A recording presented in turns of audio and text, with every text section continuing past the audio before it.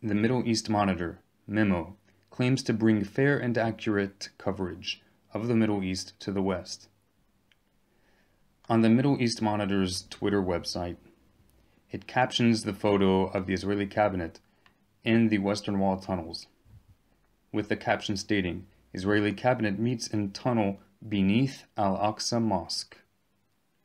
Likewise, on its website, the title reads, "Israeli cabinet meets in tunnel beneath Al-Aqsa Mosque." Is this so? Jerusalem 101. This is the Temple Mount. Let's zoom in on Jerusalem. Using Google Maps, looking down upon the Temple Mount, here's the Al-Aqsa Mosque, and here's the Western Wall. Now on satellite view, again, here's Al-Aqsa Mosque, and here's the Western Wall. Of course, the Western Wall is where President Trump was photographed less than a week ago. Again, from an aerial view, here's Al-Aqsa Mosque, and here's the Western Wall. Now here are the Western Wall tunnels, hardly underneath Al-Aqsa Mosque. This is the rough location of the meeting. I personally have been in these tunnels on more than one occasion and am well aware that there's a handful of larger openings, with one which is large in particular, roughly at this location. Let's use Google Street View to zoom in on this location. Here we are in the Western Wall tunnels.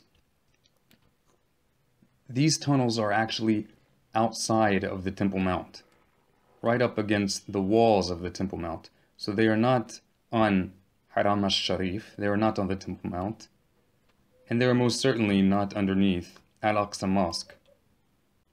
Using Google Maps, we can calculate roughly the distance between the location of the meeting to the nearest point on Al-Aqsa Mosque. It comes out at about 700 feet, or 213 meters.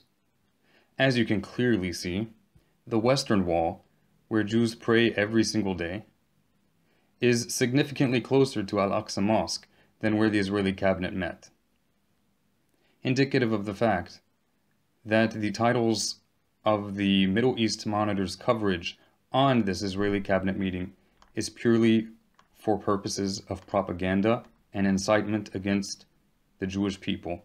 Multiple sources have reported that the Middle East Monitor is associated with the Muslim Brotherhood, classified as a terrorist organization by the United States government and various other countries.